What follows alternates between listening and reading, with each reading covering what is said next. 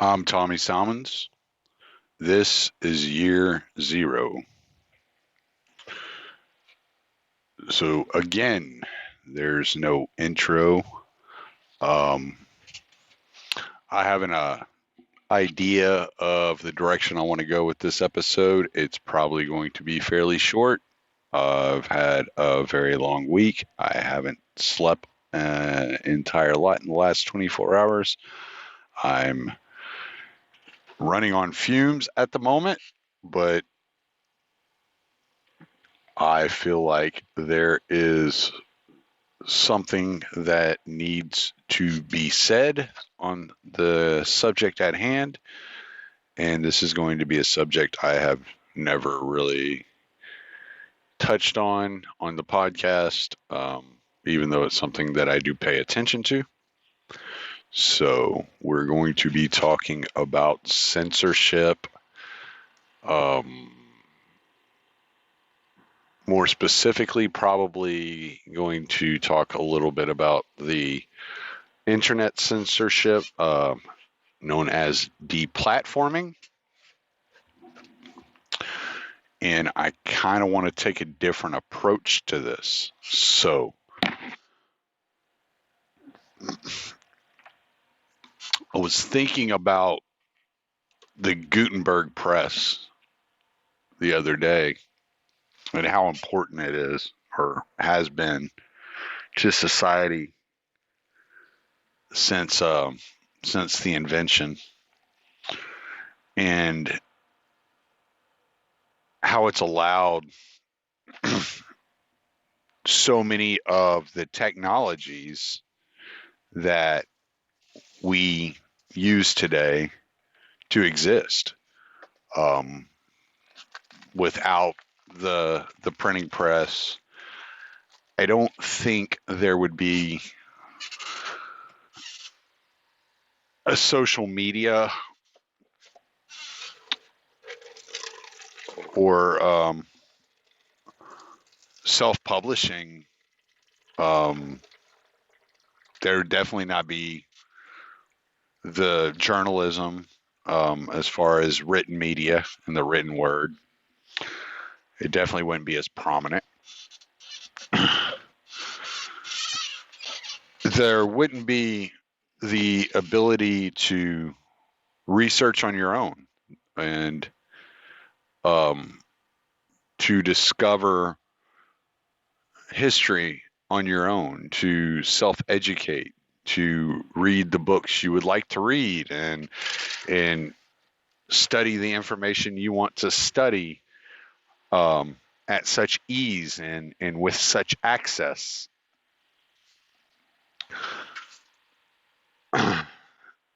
You would have never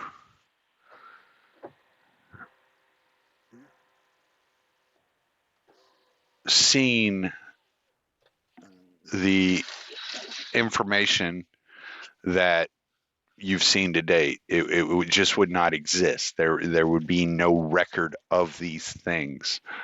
And so the printing press is extremely important to modern society, even if it's not used in its original form. Its original form has evolved into what we have today, um, for good or bad. In thinking about the printing press, I began to think about a book I'd read years ago, and may not be a book any of you have ever heard of, maybe a book some of you have read, and maybe a book some of you are planning on reading. Um, but it's fiction. And one part of the book stands out to me more than any other part of the book, and it's a running theme throughout the book. Burn this book. Burn it. Don't read on. Burn it now.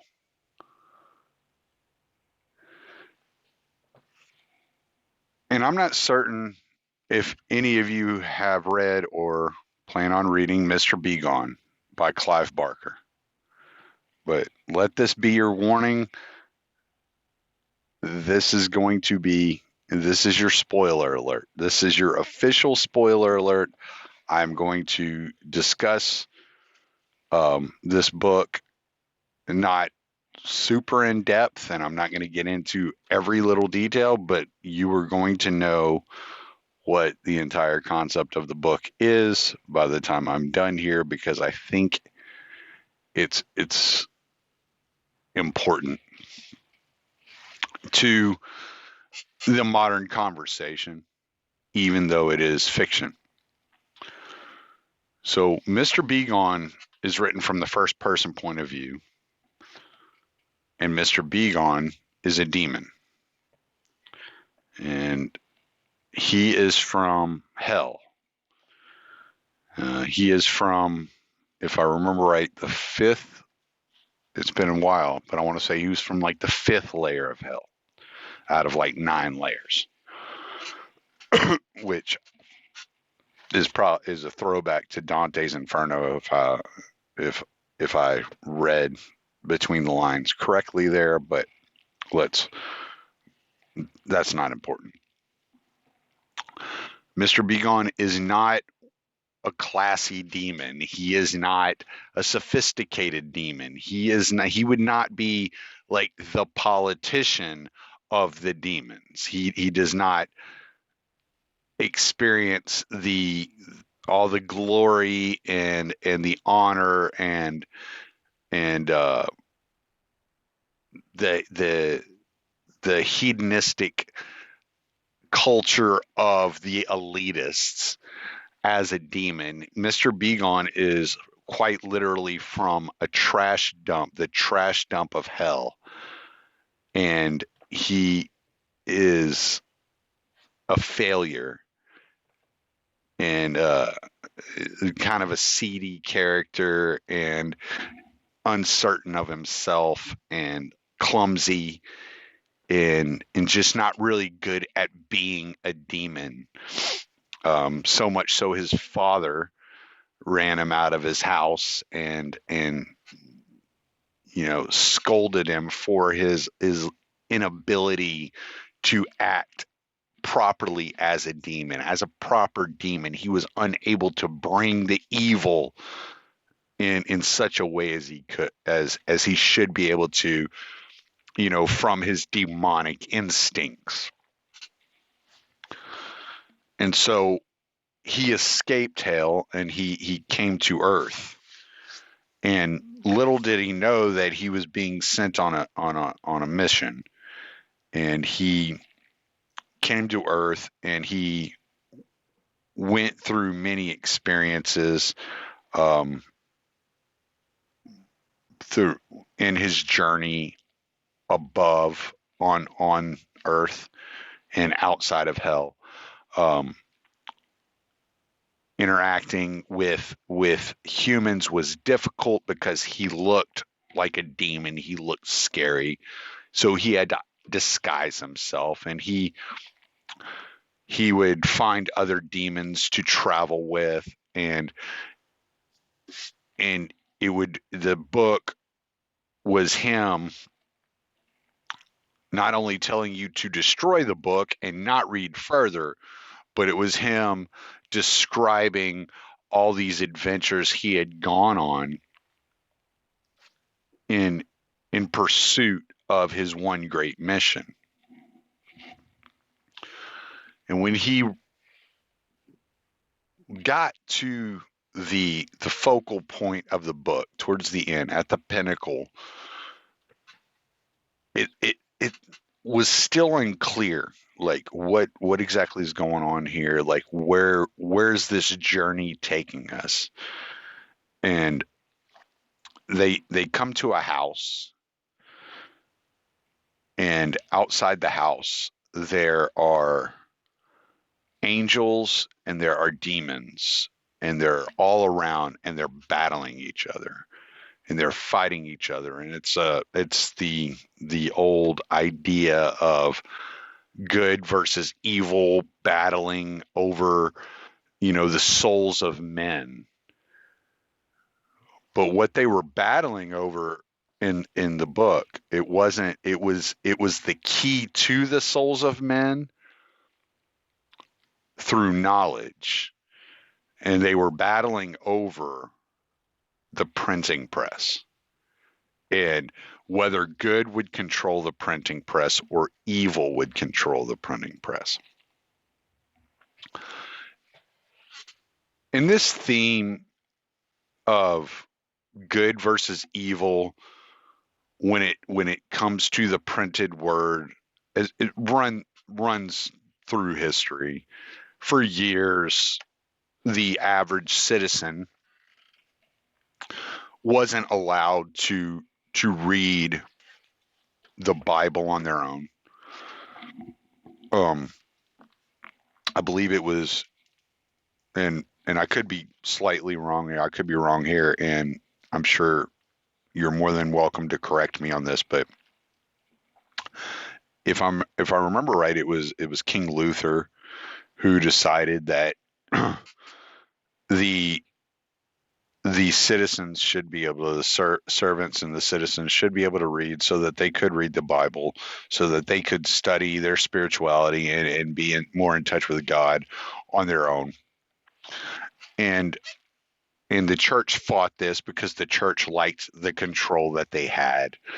And so there was the ever-present battle between, fighting for the right to control information and to control knowledge. And this is, again, another one of those lines of history that has never stopped, the complete control over information and truth.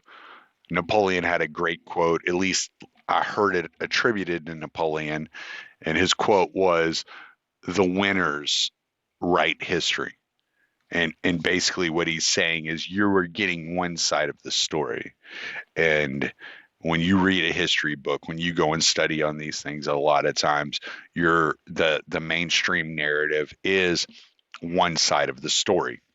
A great example of this is the idea in modern society that Hitler was this massive evil, whereas if you try to parallel or even point out the fact that Joseph Stalin or Mao Zedong were 10 times worse, 100 times worse in some cases, then it doesn't register because the winners wrote the history.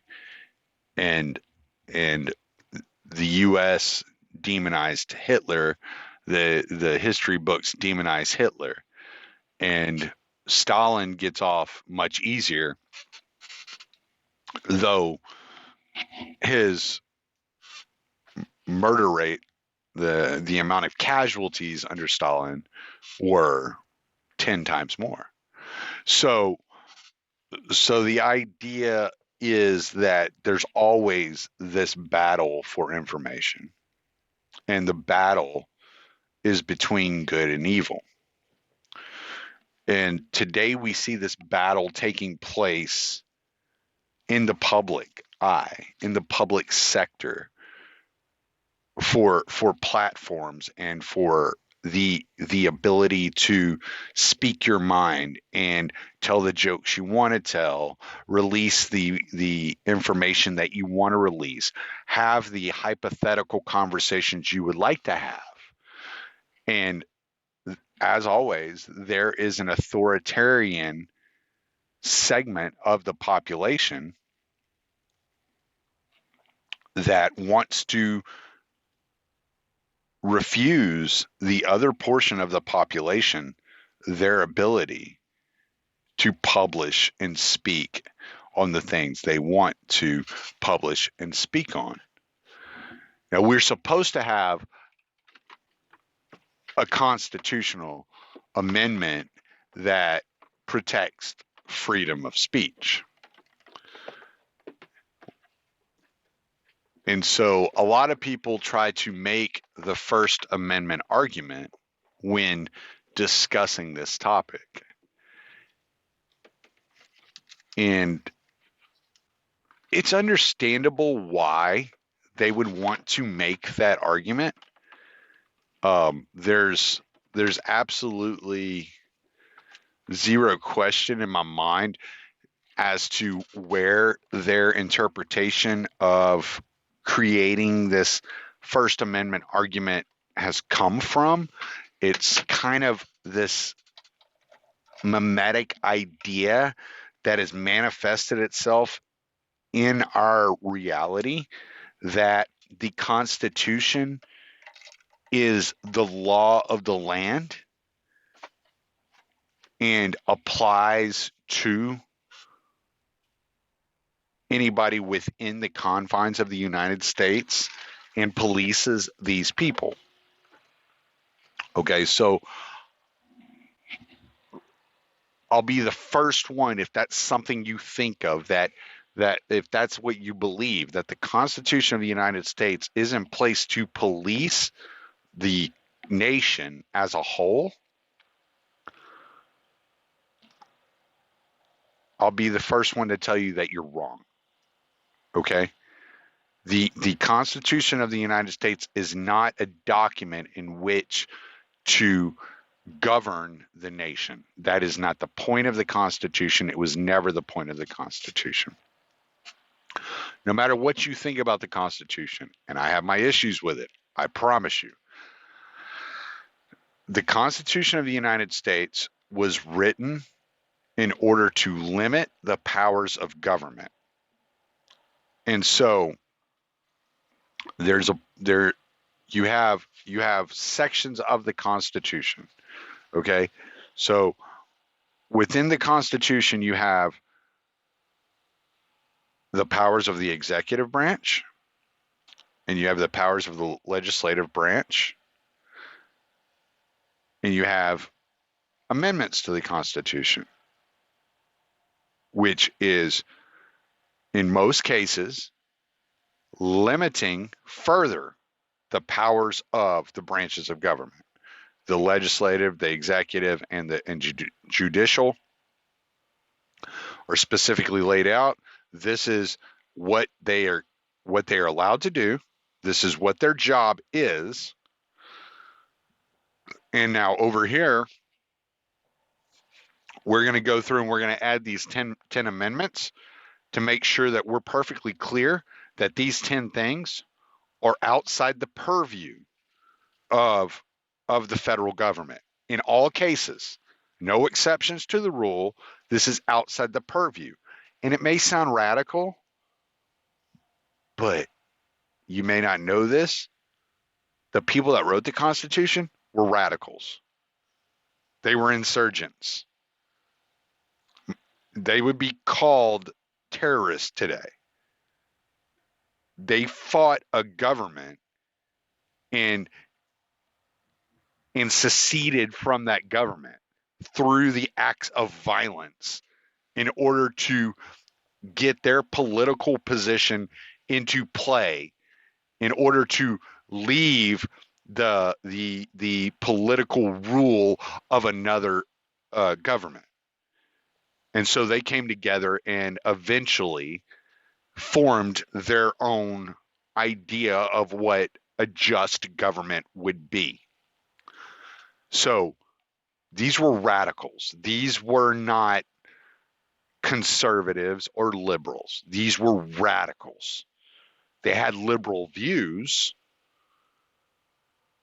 for the time, but they were radicals. They were using violence. One of Thomas Jefferson's quotes is that the tree of liberty must be watered with the blood of patriots every 25 years or something to that extent. These guys were thinkers and poets and inventors and killers. Like, let's not mince words.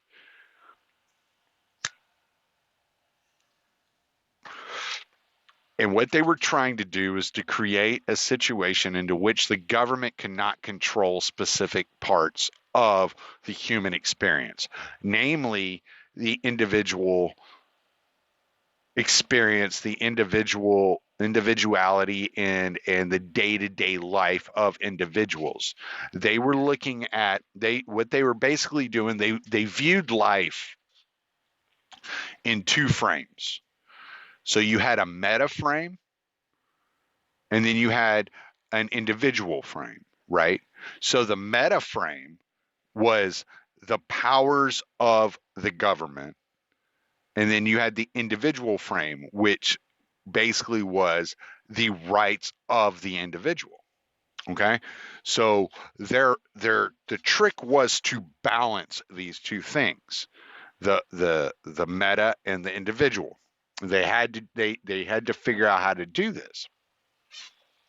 And so their best bet were to write out the powers of the executive, write out the powers of the legislative, write out the powers of the judicial, and then come back through afterwards. And it wasn't all their idea. Part of it was because there were a lot of people that were like, wait, we're not really comfortable with what you're doing here, because the Constitution wasn't supposed to be written. It was never supposed to happen. The actual convention that met in Philadelphia was actually just supposed to amend the Articles of Confederation.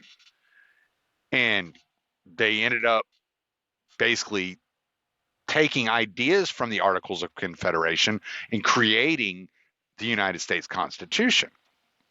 And when they were trying to get states to sign on to it, then it was a difficult process, because they were like, well, wait, what about this? Well, what about this? And so they had to go back and they had to amend these things and say, oh, you know what? Yeah, you're right. We need to make a specific clarification that the government may not ever have the authority to infringe on freedom of speech or the right to bear arms, so that there could be more radicals like us in the future to fight off a tyrannical government like we just got done doing, or the right of private property and not be forced to quarter soldiers within your house, all these different things. I mean, you go through all 10 amendments. And another thing they wanted the states to have ultimate authority over deciding whether or not the Constitution could be changed, amended, or ratified, right? So the authority was at the local level, which governed the federal level, and not vice versa. Anyway, that was kind of like a side note. So they came up with the amendment, the First Amendment, for freedom of speech, freedom of the press, freedom of religion. All this is in there.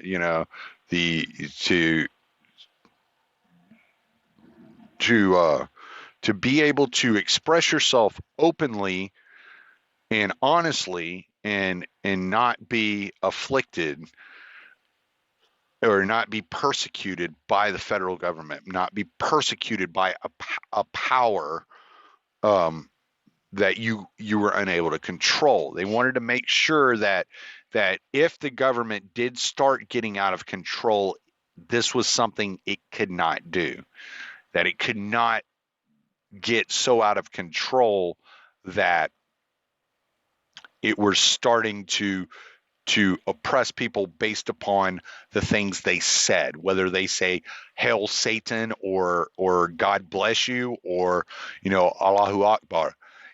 Like, none of these things were prosecutable by the government at the time. And then you ended up with people stepping over the line. You had the Alien and Sedition Act. There were all these things where, like, the Constitution, even by those that signed the Constitution and ratified the Constitution, was never followed. It just wasn't. Every one of them broke the Constitution. Every president was breaking the Constitution. And you can blame the president or you can blame the states, especially in the beginning, because the states understood that the power to hold the president accountable laid with them. And that could have been the culture that was created over time, and it wasn't. So over the years, you've still had this battle for speech, the right to publish or say whatever you want to say. And there's this old idea, and I can't remember the guy's name who came up with it, but that you can't yell fire in a crowded theater, which was complete bullshit. It was a complete non sequitur, and just the sheer fact that the idea of this, he was using this line, "Oh, you can't do this because it endangers people," and he used that line in order to lock up anti-war voices, people that were opposing war. That was what he was saying, basically saying that if you're opposing the U.S. going to war, it's basically putting the community and society at jeopardy. So you can't do that. Now, there are reasons why you wouldn't be able to yell fire in a crowded theater. Okay, so we can go through those reasons if you'd like. So it'd be fraud or theft to do that. If you were to stand up in the middle of a crowded theater, in the middle of a movie or a play or orchestra, opera, whatever you're at, and you yell fire, you're stealing or you are committing fraud, which is a form of theft as well. And the reason is that when a customer buys a ticket to watch a show and they enter the theater, they've made an agreement with the owner that I'm exchanging this amount of value for the opportunity to see this show to the end. And the owner and them have a contract together for that to happen. So if the owner runs into the theater and falsely yells fire, and everybody gets up and runs out of the theater, and they never see the end of the show, he just stole from these people. He broke a contract with these people. So that is he made a fraudulent contract. That is a fraud case. That is not inciting a riot case. That is not what's going on. He's committing fraud because he got all the money. They got none of the value, right? If another person in the back of the theater who has nothing to do with the owner stands up and yells fire and everybody rushes out of the theater, then they are stealing the value. Whether they're stealing future consumerism at that theater from the owner, or they're stealing the end of the show from the consumer, they're the ones stealing, and that's theft, right? So the idea of yelling fire in a crowded theater falsely is already taken care of under the idea of theft or fraud. Okay? Has nothing to do with inciting violence, and it was a bullshit argument that was used in a bullshit way so they could lock up people that did not want to go to war. That's what it was. Anyway, let's get it back on track. So the idea of freedom of speech has always had this kind of back and forth kind of relationship with power and with people. So in more modern times, and what we're seeing today is we're seeing what you call deplatforming. And just a quick example of deplatforming, Alex Jones is the easiest. Basically, every social media company, YouTube, everybody got together and said, yeah, This guy shouldn't have a voice. He shouldn't be able to say anything. He shouldn't have a public presence. We disagree. Even though the market speaks and people are watching him and they're still going to his websites, but now it's getting to the point where, hey, is he going to be able to have a bank account? Is he going to be able to get credit cards? Like, is he going to be able to earn a living in any way, shape, or form? Like, is he just unpersoned altogether? And this is happening all around us. And what I mean by that is people have found ways to create a personality online and to create this person or this persona online in which they are earning a living. And they're basically social media entertainers or information, funnels on social media. And they advertise on social media. Their followers follow them on social media. People find out about them on social media. This is their line, their network, the way that they're making their money.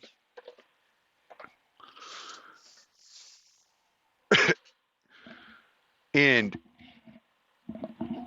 I kind of like steer clear of these conversations for the most part because I'm like, I don't really know how to answer how to answer this question, this quagmire. And obviously nobody does. It's been a constant battle. Nobody has the correct formula or answers to make certain that people's rights are protected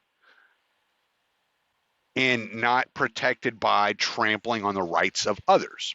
So you get the argument, well, these are private corporations, right? And so you got to wonder, are they? And you think about it and you start doing a little research and you find out that In-Q-Tel, which is the financial arm of the CIA, has been funneling money to these companies and funding these companies in order to have access to private citizens' information. And so these companies are selling your information, your location, the activities that you're involved in, the things that you're doing to the CIA, and you're being watched.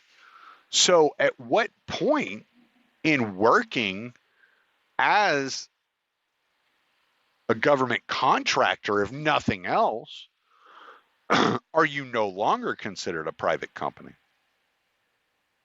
Again, I don't have the answer. I'm posing a question. At what point is this is it no longer considered a private company? At what point is Facebook or Twitter an arm of the FBI or an arm of the CIA, a subsidiary to the United States government, part of the bureaucracy? At what point?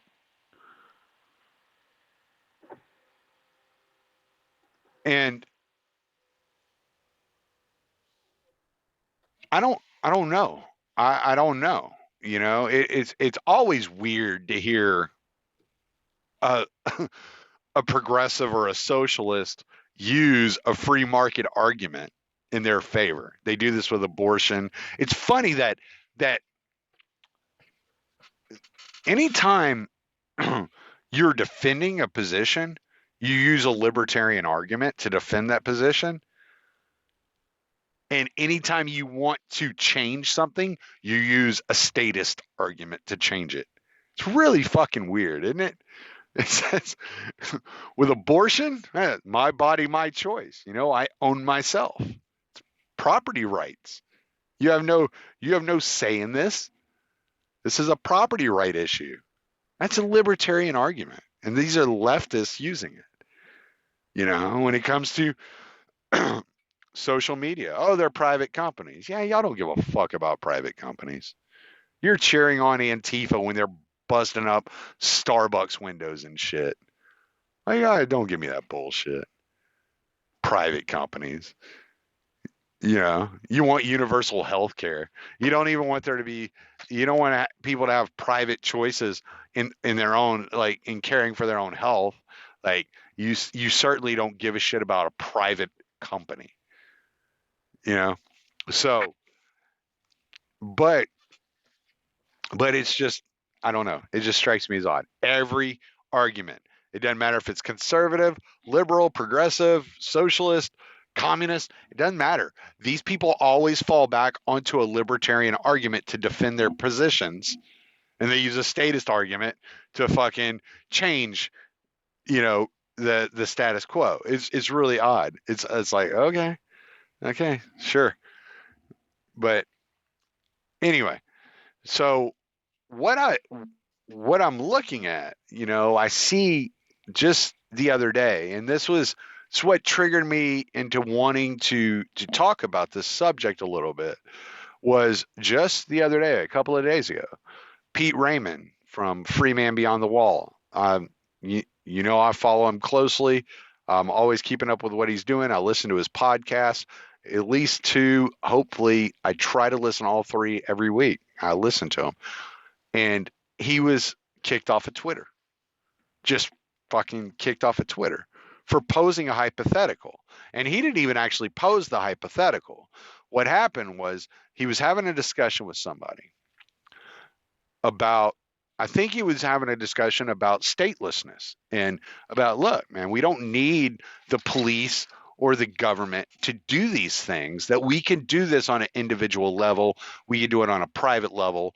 Like, you don't have to give up your rights in order to empower some people to lord over you.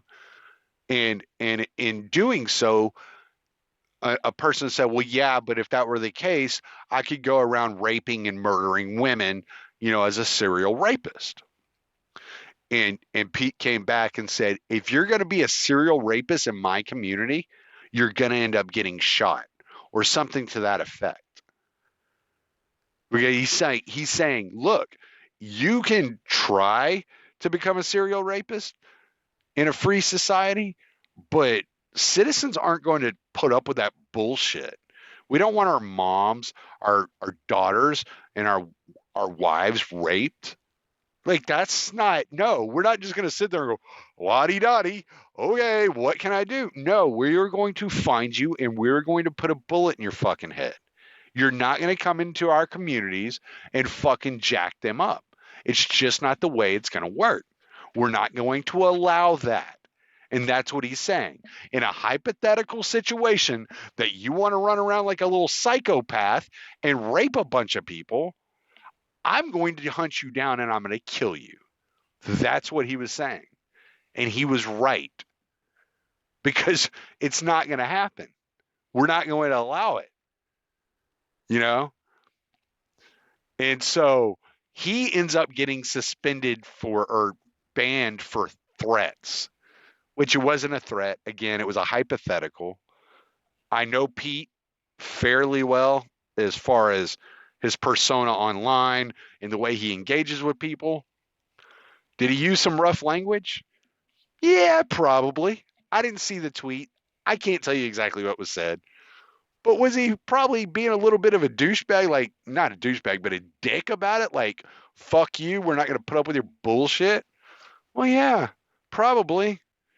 Like I said, I follow him pretty closely. I see him, like, I see his posts daily. I know how he engages with people. If you're being a dick, if you're being a little douche, he'll be like, well, I'm going to rape everybody if you do that. He's going to be like, yeah, well, I'm going to fucking kill you. Yeah. Let's see which solves what problem. You're not going to be able to keep running around and raping everybody. I'm going to kill you if I find you. Yeah. So yeah, was he probably a little abrasive and come across kind of dickish and like, go fuck yourself, you idiot? Yeah, probably, but deservedly so as well. I would have been a dick about it. I try not to be. I try to follow the that Jordan Peterson rule. He has a rule. He's like, and it's something along the lines, and I don't remember the exact wording, but it's engage with others as if they have something to teach you. And so I always try to engage in that way. But if somebody's just being a total fucking dipshit, well, yeah, I hope there's no police too, because then I can go around raping everybody. Okay. Yeah. You're the first motherfucker that's going to catch a bullet. Like, seriously. Nobody's going to put up with that in their own community. Period. With a state, without a state, like people aren't going to put up with it, especially like in small communities, like where I live. Maybe in Houston, where like you have 6 million people, so the value of life is like probably less than a penny to the average person in that fucking free range ranch of, oh, I call it inhuman cattle. Just these people are just, cities. That's another subject for another day. Anyway, so so Pete, I know what his I know, like I said, I know him pretty well as far as his online persona. I don't know him well as far as like I've never spent time with him.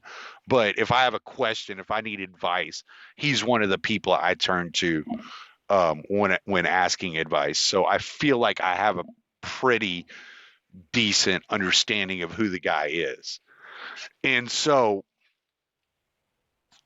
his his objective is always to spread liberty.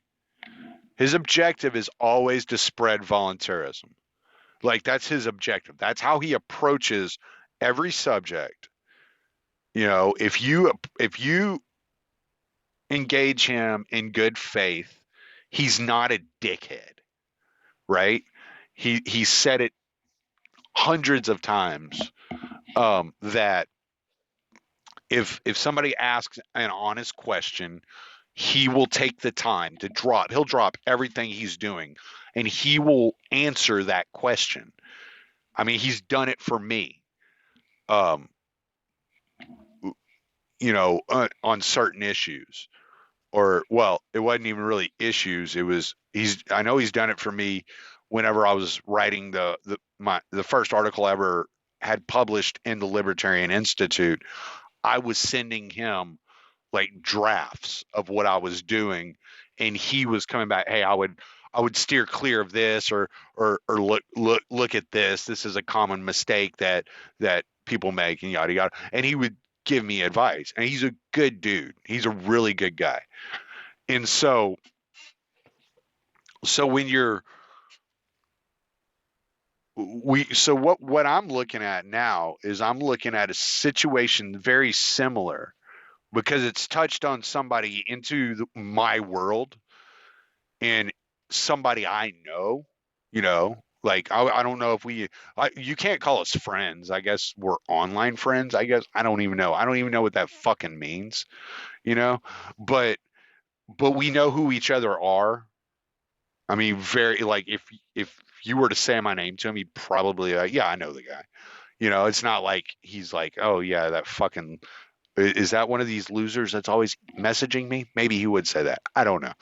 But anyway, so uh, I I look at it as it's touched into my world, and this is like my realm of where I'm surviving. Okay, and not to say that I'm making any money from my podcast, but it's where I am like spending my time. I occupy this space, right? And so now in my world, in my worldview, it is as in the end of Mr. Begon, there's this printing press, this publishing, you know, tool, and now we have good and evil fighting over control of that tool. And in my view, anybody fighting for liberty is good. So So now we're really having to like narrow down and start really thinking, okay, what the fuck? Are these people private companies, or are they a tool and an arm of the federal government? Like, we really need to get that question answered. At what point? At what level of funding? At what level of control? We know that they were kicking people off of Facebook that because the federal government asked them to. We know that they were kicking people off of Facebook because Israel asked them to. We know these things were happening. We know that they are selling the information, the metadata, all the data that's coming off of Facebook, off of Twitter, off of these social media companies. It's being sold and utilized by intelligence agencies of the United States. When is it that Facebook or Twitter are nothing more than a subsidiary or a small, arm or a tool of the federal government, as opposed to, you know, a, a private corporation? At what point do we say we are the good, the citizens, those of us who believe in free speech, those of us spreading good ideas are the good, and those of you who are banning people, banning speech, begging or submitting to authority that speech be banned are evil. And y'all are trying to turn us into a Soviet style state to where you can't say things that are anti-government, to where you can't say things that say, hey, look, that's a war crime. Obama should be locked in fucking prison next to Trump and Bush. We got to stop that bullshit. You can't say that now. Or at what point does it get to the point where you can't say that? When are these people no longer considered private corporations? I think it's a fair question to ask. I think that they have been working in conjunction with intelligence agencies and with governments, whether it's the United States government or a foreign government, in order to silence people.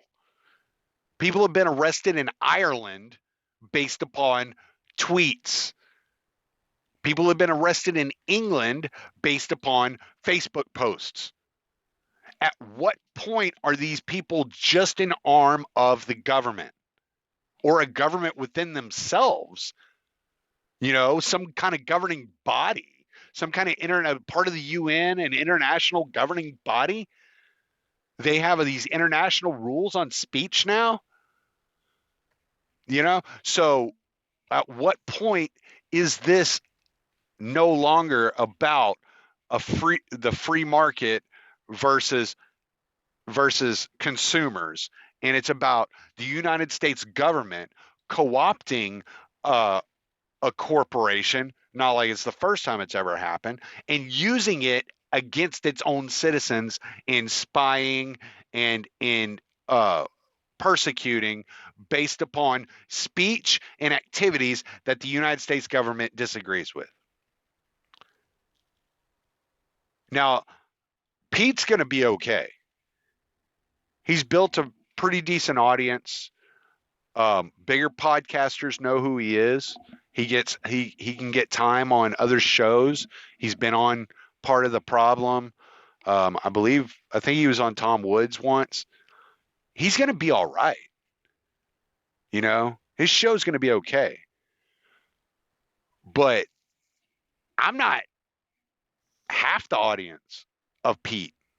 If they come after me, nobody knows who the fuck I am. 2 people know me. 2. Scott Horton knows who I am, and Pete knows who I am. Those are my only 2 fucking people that in my corner that know who the hell I am. Nobody knows me. If they decide to shut me down, kick me off because they don't like some of the fucking anti-government shit I'm saying, some of the anti-war stuff I'm saying, it's over. That's it. What can I do? This is my outlet. This is where I can say the things that I think need to be said, the things that I think people are overlooking or coming at it from a different point of view, kind of a different perspective.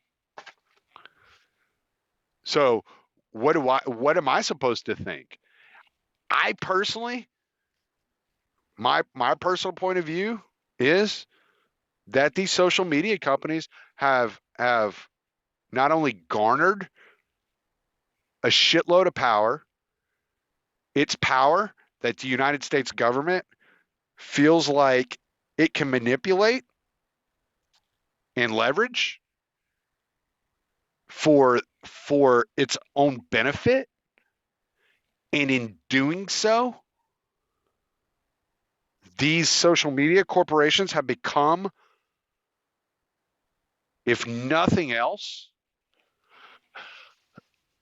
a functional tool in order for the government to push its propaganda on people, on the citizens of the country,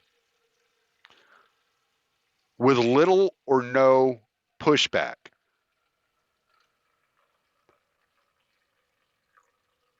In my opinion, they're part of the federal government,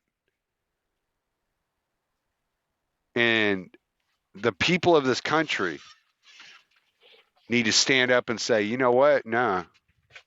As long as you're selling our private data, as long as you're accepting money from the federal government or from other governments, foreign entities, foreign governments, as long as this is your business model, you don't have the right to kick anybody off of here. Because as far as we're concerned, you're nothing but an arm of the government. You are part of the state and you are bound by the First Amendment. So you need to back the fuck off. It's my opinion. I don't know if it fucking stands for anything, but it's the way I see things. I've asked the question several times. I'll ask it again. At what point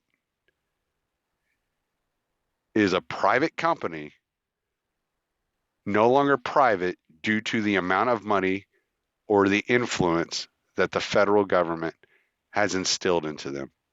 At what point? I don't know. I hope you enjoyed this. Hope you got something out of it. Hope I didn't fucking get too scatterbrained and off subject and you were able to follow along. Hope I didn't ruin Mr. Begon for you. And I'm Tommy Salmons. Late.